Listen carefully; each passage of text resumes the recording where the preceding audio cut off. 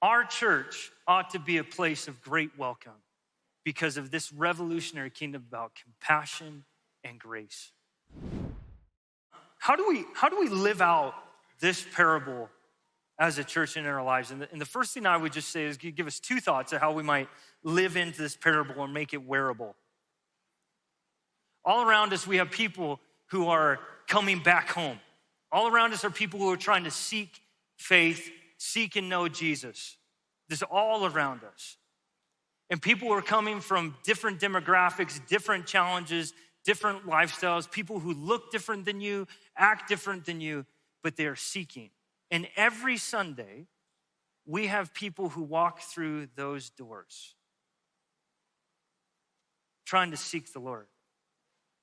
And one of the ways we put that parable into practice is we don't act like the older brother when they come join us. We act like the Father. And we laugh on it. And you notice what the Father does, and I'm not going to force you to do everything the Father does, but the Father gets extreme. He runs, he hugs, and he kisses.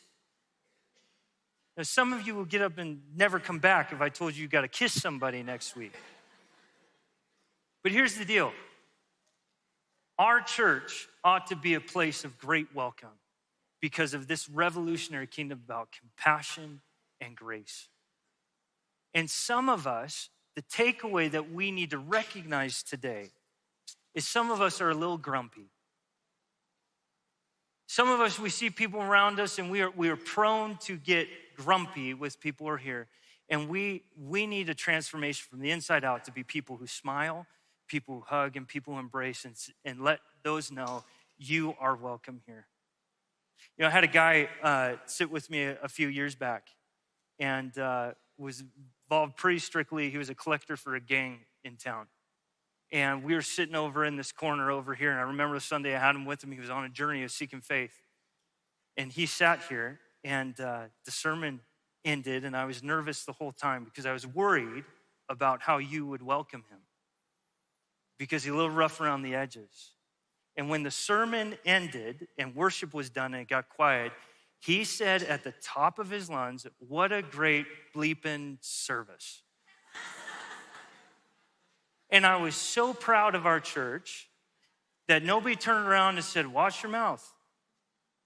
You know, we had another family come in a couple weeks, a little while ago, who came into our kids ministry and living a different lifestyle, different. And I was so proud of how our kids ministry welcomed them. But that ought to be not just our staff, it ought to be us. That people know that they are welcome to seek Jesus along with us. That's be the first way how we apply that. The second thing I would say is this, and it's just real simple. If you find this morning that your heart, you're wrestling. I feel like I'm a little older brother a little bit.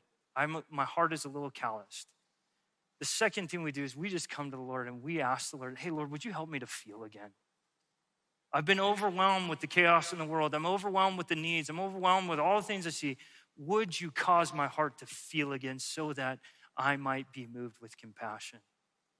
You know, and one of the ways that we help our hearts feel again is we remember the fact that we too were once prodigals that have been welcomed home by the Father. And we have received his lavish love that then we can pour out on others.